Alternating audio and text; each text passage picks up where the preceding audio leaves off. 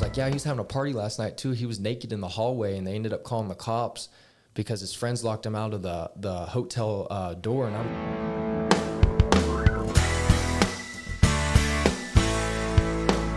Welcome to Talkin Texas Real Estate. This is a special edition today. Today our guest is Baylor One Shot Thomason. Baylor's a pro MMA fighter and will be fighting May 10th at the Amarillo Civic Center at PFC 44. Baylor, it's good to see you, man. good to see you. Thank you for having me on. Yeah, bro, Good, man. good. Super excited about this interview. Super excited. And speaking of excited, how excited are you for May 10th? Excited. We're closing in. I think this Friday will be 4 weeks from weigh-in day. And this is about a month out, and this is when we start getting the jitters. I'm ready to get in there. I'm tired of waiting. So Right. I don't like, it's a waiting game. When we're far out, it's a little bit, okay, we got a little ways. But when we start closing in, it's like, it just starts getting a little bit more nerve-wracking, a little bit more real. Every training session is getting a little bit more serious. Sparring sessions, we got to start kicking it in gear and making sure that we're working on the things that we're supposed to be working on in the fight, stuff like that. So it gets a little bit more serious, a little bit more cutthroat and stuff like that. That makes sense. No, that's awesome, man. So, and correct me if I'm wrong, you just turned pro? Yes, this is my first pro fight. So, yep. I bet you're stoked. I'm stoked, but I'm also, it shouldn't be anything different than what I've been used to. So whenever I was in an amateur, I tried to fight people that could go pro, that had the potential to go pro, that had the right technique, that were good. I never took, unless I had to. I think I've had about one or two kind of like padded fights to where that's what they call them, is they're kind of like canned fights. They're cans. You're fighting cans is what they call them. I try not to take those fights. I want to take the toughest fights. I tell my manager, like, I want the toughest fights to where in the back of my mind, it scares me. If it doesn't scare me, I'm not going to train hard. If I don't have the potential of like, this guy can knock me out or I can potentially get hurt, then I won't train as hard, if that makes sense. I like knowing that my guy's training harder than me, because then it makes me train twice as hard or 3 times as hard. So That's awesome, that's man. the way I like it. So when I turned pro, it's just, I know I'm ready. That's what I wanted to be ready. So Yeah, that's good. So, and that was actually one of the questions, is what you thought there would be the difference between being an amateur and being a pro, but it sounds like you kind of already figured that out, kind of going towards that. The last guy, well, let's go back to winning the belt. Mm-hmm. So the fight where you won the amateur belt, who were you fighting that night? His name was Michael Dugan. So I was a blue belt at the time in jiu-jitsu, which this is what we were kind of worried about. Striking wise, my striking coach felt pretty confident that my striking would overtake his. And I just ended up being on that night. Like the first 2 rounds, I was kind of a little bit more stiffer than what I normally am. The last 3, I just started putting on a clinic, and that's where I need to be in my first 2 rounds. I need to start out like that. But back to, I was a blue belt going into that fight. This guy was a brown belt going into, I think he had like 4 stripes on his brown belt or 3 stripes. So he's pretty close to a black belt. Knowing his jiu-jitsu game and his ground game is pretty damn good. Yeah. But when I got in the fight and ended up taking him down, started sweeping him, stuff like that, it didn't feel like he was a brown belt. Felt like the same level as me. So, and went back to the corner, told coach, I was like, we got this. This is in the bag. In the 3rd round, I go, we're winning this. I said, there's no way I'm not. Yeah, and no, so, it was a good fight. So how did you finish that one? It ended up going into a decision. I think it was a split decision, if I'm not, I want to say it was a split decision. Don't quote me on that though. But I just ended up going into a decision. I tried to finish it a couple of times. Whenever I dropped him, he's a jiu-jitsu player. He likes to pull guard. And my coach said, do not play into his game. If he falls down after a hit, do not, you can go on top of him, start hitting him, just not go into his guard. And so we executed the game plan well, and that's what happened. And that's good. I always try to look for the finish in a fight. It's a lot harder than what people think. It's very hard. So yeah. Well, and I remember because we were there watching that one, and the turning point from a spectator, or from my point of view, being a spectator, was the liver shot. Yeah. You hit him with a liver shot, and it was the instantaneous, he froze, backed up into the cage, and we thought you were going to finish it there. Yeah. And, I mean, that guy, he was a tough kid too. Yeah, give him some credit. He was a tough kid. But that fight that night, man, was just amazing. And just for people that are listening, they come out on May 10th and watching you fight. Yeah, it's going to be a show. Yep. So. Yep. And going back to that liver shot, we call that the Baylor shot in the gym. When we spar, I get people with that all the time. That liver shot is money, and people don't understand that. Like, if you can get their body tired and where they can't start breathing, their chest starts getting heavy because those body shots are starting to add up. It's so much easier to do what you got to do in a fight. And so, we call it the Baylor shot. Anytime I'm sparring anybody and someone's watching, I'm like, hey, don't let them get you with that Baylor shot. And they know what it means. It means that I'm coming with that liver. So, but it's money whenever it comes to those body shots. That's awesome, man. So how has this camp been so far? Just like getting ready. I know you're anxious coming into it. Yeah. But going into this camp and like where you're at now, how's the camp been? It's good. I think we've kept the same regimen, same workout style, same cardio style. The only thing is the mindset coming into it. And we might get this later on into the podcast, but I almost had a kind of like a setback. Whenever I had my kids, I almost didn't want to, we'll get into it. I almost didn't want to fight anymore. I wanted to focus on family. I wanted to focus on my job. I wanted to be a good dad. I wanted to be there for my dad, because whenever I fight, whether it was amateur and now I'm turning pro, I counted it as another job. Like, that was my third job that I had. And I'd miss birthday parties. I'd miss family time, family dinners and stuff like that. And just really took a toll on my mindset. But talked to my coaches, talked with everybody, and we ended up, I just lost my train of thought. He's like, you need to go either on a quest, go out. I know it kind of sounds weird. Go on a quest, go out into Palo Duro Canyon, and just kind of go with your thoughts and see if this is really meant for you. I didn't know if it was, and at the time I was like, you know what? I'm gonna kick it in gear, and I'm gonna fight. I'm gonna end up taking the. Sorry, it's just that part's hard to talk about because I like being a good dad, and yeah, man. Sometimes I miss that. I miss being a good dad and being there for my family. But yeah, I just it's hard to talk about sometimes. I just had to get in the right mindset, but I think that's what changed from my amateur to my pros, just the mindset. Everything else stayed the same, and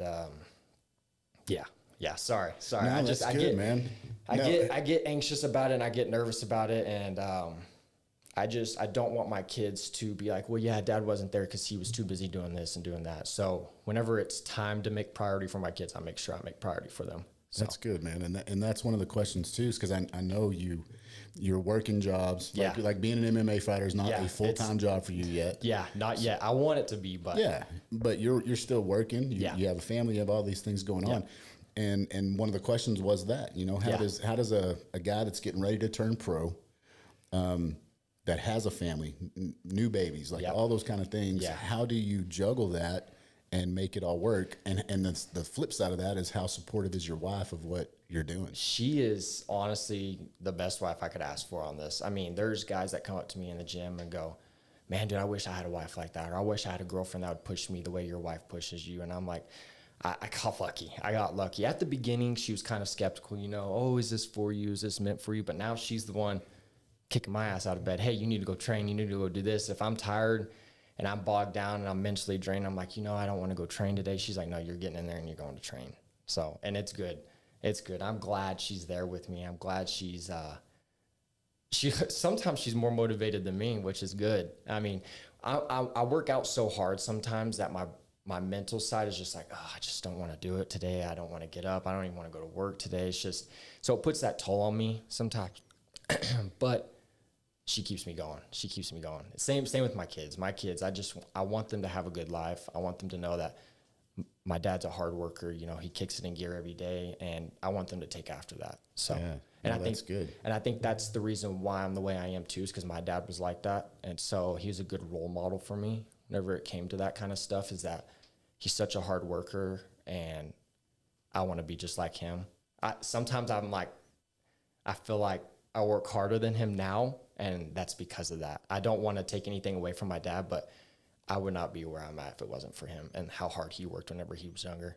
Yeah. And I saw that growing up, so it's good. Rounded out, got the opposite wrist. Big ground and pound.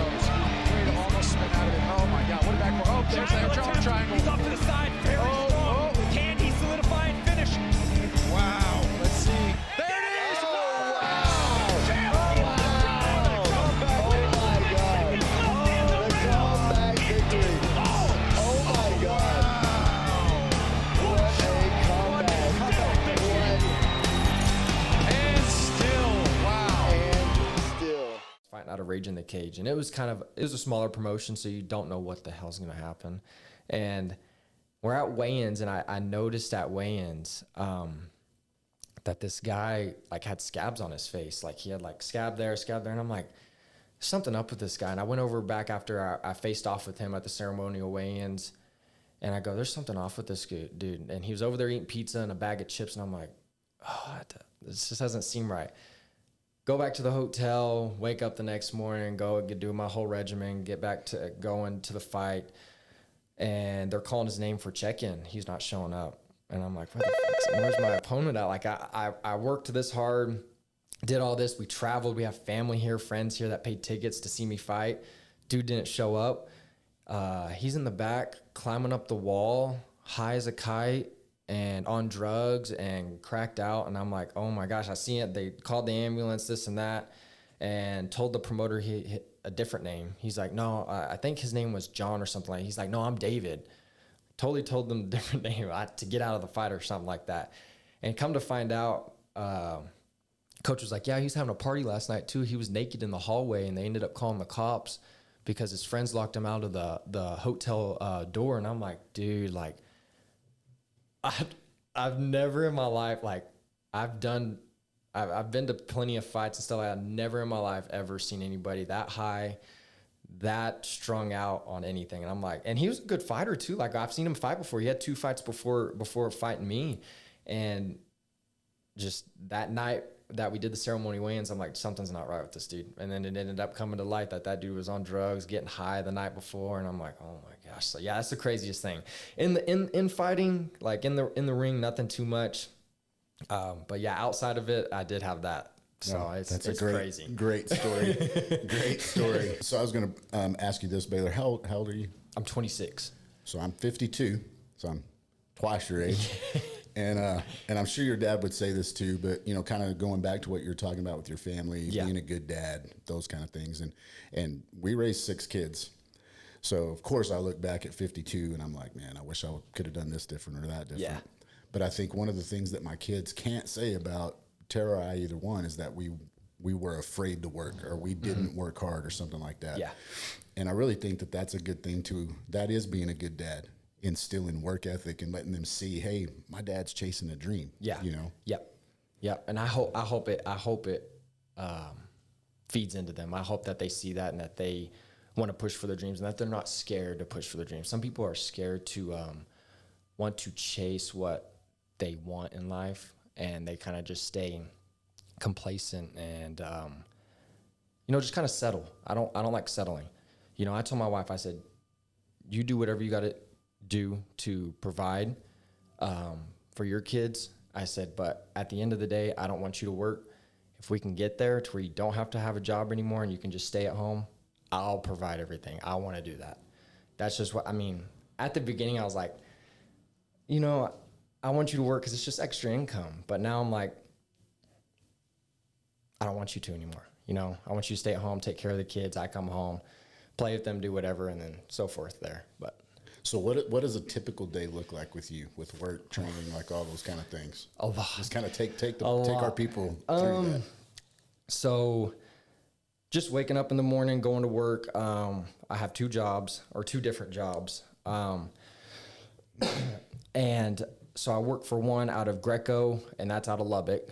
Same kind of line of jobs. And then I work out of one out of Dallas, which is Oxford Group. Okay. And so both the same line, we just manage commercial properties. In between all that, at lunchtime, on my lunch break, I go work out. So I don't really take a lunch, kind of just snack, do my thing. And after that, go back to work, come home, spend a little bit of time with family, back to training till about 9 or 10 o'clock at night. And in between all those training sessions, run, stretch, recovery. And so it's a full day. Yes. Monday through Thursday. I mean, I don't get home till about 9:30 at night. Don't go to bed till 12. Especially with a newborn, we got to feed him. I think at like 11 or 12 at night. Sometimes I forget the schedule because I have so much going on. But yeah, sometimes it's rough, but I love it. I wouldn't trade it for anything. It makes me who I am. So I love it. That's good, man. Good stuff. So back to the fighting stuff. How do you, what kind of fighter are you? You know, I used to call myself like a wrestler style fighter, but now I think I'm everything. We call it freestyle. So when you hear somebody say he's a freestyle fighter, that means he's good at everything, good at wrestling, good at jiu-jitsu, good at striking. And so that's why I'm more lean towards now, since I'm such at a good striking gym and my striking's got so much better. Yeah, at the beginning, I think my first 2 or 3 fights, that's all I used was my wrestling. Right. And it showed. I mean, you could tell that's all I tried to do was wrestle, and I tried to avoid the striking because I wasn't so confident in it. But now I'm so confident everywhere. Yeah, I'm a freestyle fighter now. Is there any way, like if you could dictate how a fight went, is there a perfect fight for Baylor? Is it all stand up and you get a knockout? Is it take somebody to the ground? Or is it just to get the win? A finish. A finish is a perfect fight. I would say we always search for the finish, but a perfect fight is where you dominate in every aspect of the fight. Ground, stand up, wrestling, jiu-jitsu, wherever it takes you. Whether that's cage work and you're working them off the cage, you're dominant in every position and everywhere it goes. That's a perfect fight in my eyes. If you just win in one area, then it's kind of like skeptical. Well, if you got taken down, would you have won? Does that make sense? Like in some UFC fights, I'm like, so let's take, for instance, like Conor McGregor. He's a big name and a lot of people know him. And then you have Khabib, a damn good wrestler, a damn good striker. Well, we found out in that fight that wrestling outdid the striking, and we knew what Conor needed to work on. And in the fight, you could kind of see that Conor's strikes were getting the best of Khabib in the stand-up area. And so that's why he took him down. And so that's why I kind of like, you know, what happens if it was just a striking match? If Khabib would have survived? What if it was just a wrestling match? We kind of saw that Conor didn't survive. So that's why I kind of say that if you can dominate everywhere, then it's undeniable that you won that fight. Because there's always going to be haters, and I hate it. Right. It sucks, but I mean, somebody's always going to say, oh, well, if it would have gone to the ground, would you have won? I don't care. I won the fight. That's why I don't care. Right. As long as you get the win, you get the win. There's going to be haters out there saying, oh, well, if it would have went here, this, that. Well, then it should have gone there. Just ignore. Yeah, then it should have gone there. It should have gone there. Exactly. So, but yeah, perfect fight for me is if you can dominate everywhere, then it's good. What gym are you fighting out of? So I fight out of 2. So I do my grappling at one gym. It's Lone Star Academy, and then I do my striking out of another gym, and it's Impact Martial Arts. So it's awesome. Yep, it's good, man. So, you ever get into a fight and you have, I'm going to guess, some type of game plan going in? You know, you've kind of know who you're fighting. Yeah.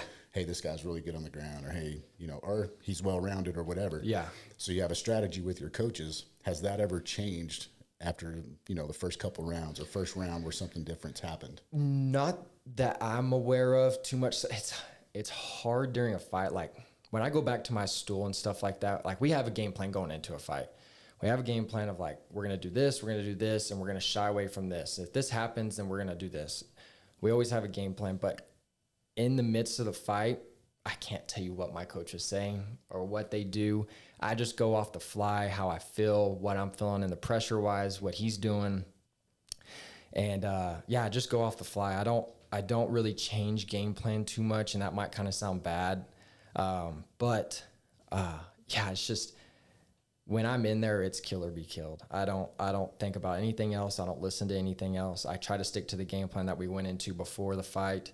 And yeah, like we study these guys enough that we shouldn't have to change the game plan in between rounds. Like sometimes he might say like, hey, put a little bit more pressure here than what we were used to on here, or like, hey, does this feel a little bit different than what we trained? You know, we know this guy's good at this, but does it feel any different than what you felt in the gym versus how it feels out here? And sometimes I'll be like, yeah, you know, it feels a little bit different, but he's like, well, then just keep doing the same thing. I don't want you to change anything. And then, like I said, whenever I'm in the corner, it's just like, yep, yes. Right. I just want to get back in there and fight. Like if we could have a fight with no rounds in between or like no rest breaks, that'd be perfect. Yeah. Because that's where people start changing stuff up and doing stuff we don't, which might give away a little bit of stuff about like how I fight, which I don't really care. I mean, it doesn't bother me, but some people change their whole game plan in between rounds, and I'm like, yeah, I mean, you're only going to be so good. You're not going to be any better between the first round and the second round, if that makes sense. Like, and that's why I try to tell my coaches is that you're not going to get any better in 3 or 4 weeks. You can only get your cardio better. Like technique wise is for outside of fight camp. Fight camp is to get ready for a fight, and you're using all the things that you worked for. Like say, I'll try to explain this better. I usually do about an 8 to 12 week fight camp. Everything outside of 12 weeks, we do technique wise to try to get better at those techniques. But then when we're in fight camp, we're just using those to just work hard, if that makes sense. Yeah. I don't know if I explained that well, but definitely. We don't really work on too much technique during fight camp. We're just getting ready and prepared and working on the things that we need to work on to beat that guy. So as in his weaknesses, his strengths, and stuff like that. So yeah, everything else before, we work to get better. Well, I will say this about you, watching you fight, and I watched you fight a couple of times now. Of course, it's been amateur fights. You don't gas, bro. No. You do not gas. Like, I think you could go 5 straight rounds and just no break and just continue to go. Yeah. So to me, that's like super exciting to watch, because you never know, the whole one shot can happen at any point. Exactly. You just continue to go, continue to put pressure. You don't, and I'm sure you're out of breath. I mean, obviously. Yeah. I have a good poker face. Let's say that. I got a good poker face. But sometimes. You just don't look like you gas at all. Yeah. And that makes your fights super fun to watch. Yeah. And I think that's a big thing, is that a lot of people don't think that cardio plays a big factor in the fight game. And it does. I mean, it's a huge part of the fight. I think it's the most important thing, because you can have all the technique in the world. You can have all this stuff, but once your cardio starts going, your hands start dropping, you start breathing heavy, the technique goes out the window, and people don't understand that. Like my coach always says, you need to have your hands up. But when I'm tired and I'm gassed out, where do your hands go? Your hands go down beside your hip, or they start resting because you want to start taking deep breaths, and that's where the person that has the better cardio is going to start putting a whooping on your ass, is what this is going to happen. It's just going to be what it is. And so that's what I try to focus on a lot, is my cardio, because I know my cardio can outlast that guy's. My technique will also outlast that guy's as well. So, you ever get nervous going into these fights? Yes. Yeah. And whoever says they don't is full of shit. Don't believe them. Don't believe them. I don't know anybody that's people try to act tougher than what they are backstage. But there's no, I mean, you're fighting. It's not like I'm going out there to play table tennis, or I'm out there to go play soccer. Right. And I used to play soccer, which is funny. And I even got nervous for soccer games. But, I mean, it's fighting. Somebody's trying to take your head off, and you're trying to take their head off. I mean, yes, you got to accept the worst. I mean, and I think that's the thing. Some people don't accept the worst. I mean, the worst that's going to happen is you get knocked out, you wake up later on, this and that, or you get choked out, you get finished. I think most of it's an ego thing in front of hundreds and thousands of people that you lost. And yeah, it is. But yeah, I get nervous every fight. Not as bad as my first couple, but I still get the butterflies. I still get nervous, the anxious thoughts, the doubtful thoughts. You got to kind of shut those out. It's hard. So we do a lot of mental training as well to help that. But yeah, the nerves are always going to be there. And whoever says they don't believe them. It's fighting. Right. So, but yeah. Well, one of the other things I really wanted to kind of talk about today, because I think this kind of part gets overlooked unless you're watching like the Ultimate Fighter, series on television. Like you see those guys cutting weight. Yeah. Some bad things can happen with that. Like, kind of what is your routine and like getting ready for the weight cut, getting to the weigh-in, and after that, after the fight and everything, like what is the recovery like and all of that just kind of encompass? So the weight cut, I mean, like you said, it's the most grueling part of the sport. It is not fun. And whoever came up with it is an asshole. whoever was the first person saying, I'm going to lose from 180 to 145 is an ass. I don't know who was the first person to do it, but it made everybody else have to do it. Cause I mean, it is an advantage. I mean, if you're losing more weight than him and then you get in the cage and you weigh more than him, it is a little bit of an advantage. But I hate it.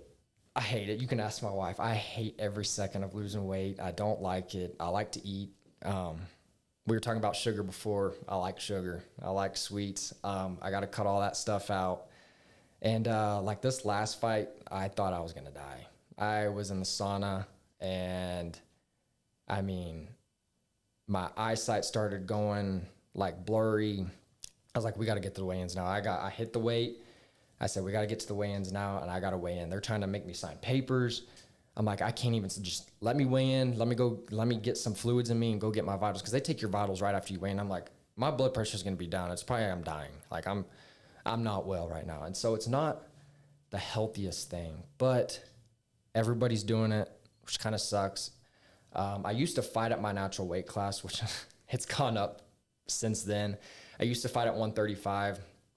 I walked around about 138-ish, so I didn't have to fight camp-wise. I lost about 3-4 pounds, so I was there on fight camp. I weigh about 150 now, so if they had a weight class and everybody just fought at their natural weight class, I'd be all for it. Hell yeah, but people don't do it, so we have to lose weight, and yeah, it's rigorous. So like, what will you fight at? 125. That's what I was thinking. It's 125. Yeah, so you go from 150 to 125 over the course of your camp. Yeah. What do you step in the ring at the next day? I think last time I weighed about 145-ish, around there, 146-ish when I stepped back into the cage. Okay. So, after fueling up and stuff like that, like I take about liquid IVs. What's good about this peak fighting is they have fruit and vegetables there, or not vegetables, fruits and stuff like bananas, oranges, watermelons and stuff that you can just intake after you weigh in, which is good. That's what I like about this promotion is they take care of you after weigh-ins because they know how rigorous it is and how grueling it is. And then just taking as much fluids as you can. I mean, you have to. I mean, I probably drink about 2 gallons of water that day after I weigh in. So, I mean, it's just not too quick. You have to take it over a certain amount of time because if you just pound it, you're going to just throw it up. Your body's not going to it's not going to take in everything that it needs to take in because you're just going to pee it back out. But yeah, it's a long process. I think that's what else sucks is that you just can't go chug a water bottle right after. You kind of just got to sip it slow. So it's like every 2 to 3 minutes you take a sip and another sip and another sip and you're like, dude, I just want to chug this water bottle, but I can't. But yeah, it's not fun. It's not fun. If I didn't have to, I wouldn't do it. Right. But no, that makes sense. It is. And then so you kind of recover a little bit the day of the fight, have the fight. What happens? Is there anything else you do? Anything special after the fight? No, we just kind of like after the fight. Is that what you're talking about? Yeah, like to replenish yourself or for anything health reasons wise. Is there anything that you do? No, not really. So you're talking about like before I go into the cage the next night or after the fight? After the fight. No. I like after the fight, I'm going back. Eating a pizza. Back to eating Popeyes, back to drinking a beer every once in a while and stuff like that. And I think that's another big thing too, is I'm a whiskey guy. I love my whiskey. And so it just relaxes me at night, takes off the edge a little bit. And whenever I can't have it, I'm like, I just want to sit down, watch some TV, play the game a little bit, and just drink me a little bit of whiskey. And we go and celebrate. And so we'll go to like just a little bar afterwards and just celebrate the win and stuff like that and have a couple of drinks with my friends and buddies like that. And it's right back to unhealthy as unhealthy can get right after the fight. So right. and then do it all again. Yeah, do it all again. Or whatever. That's why us MMA fighters are so unhealthy. Is like, so I go to a Muay Thai gym, and my coach is always talking shit on me about the stuff that I do. I'm so lazy outside of fight camp. Like, I still put the work in, but I eat like shit. I drink every once in a while, and then when I'm in fight camp, I clean myself up. And he's like, us Muay Thai guys don't do that. We fight every other weekend.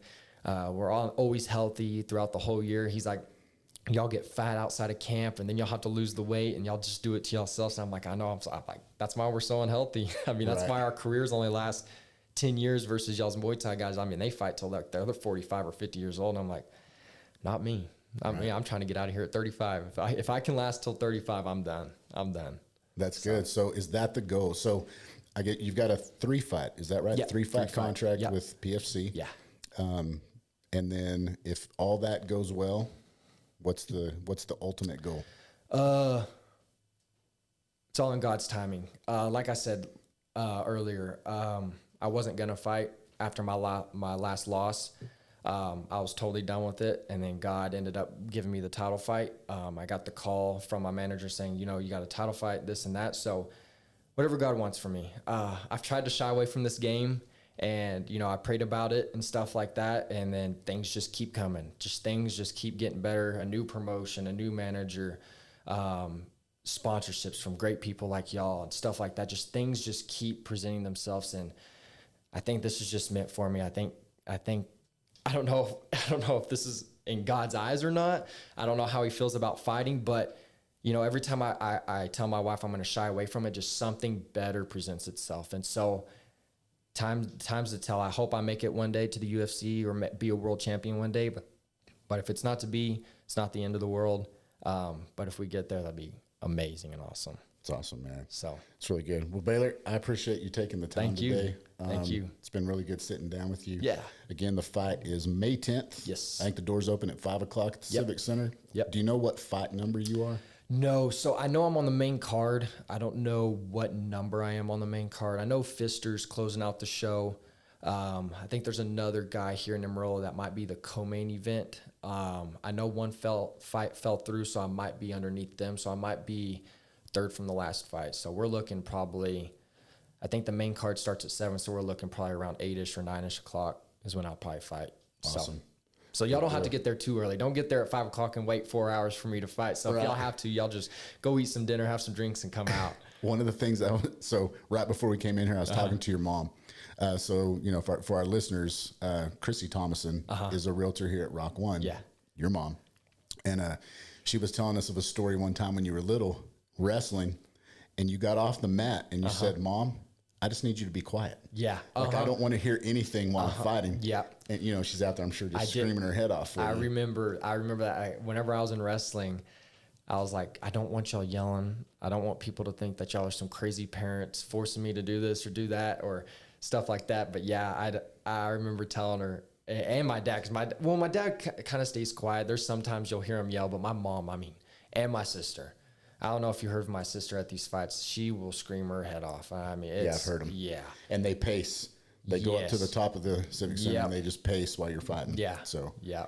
Yeah, that's all good, man. Dude, I'm super excited about it. Me too. Best of luck to you on May 10th. Thank you. And we'll see you there. Yes, sir. Thank you so much. All right, man.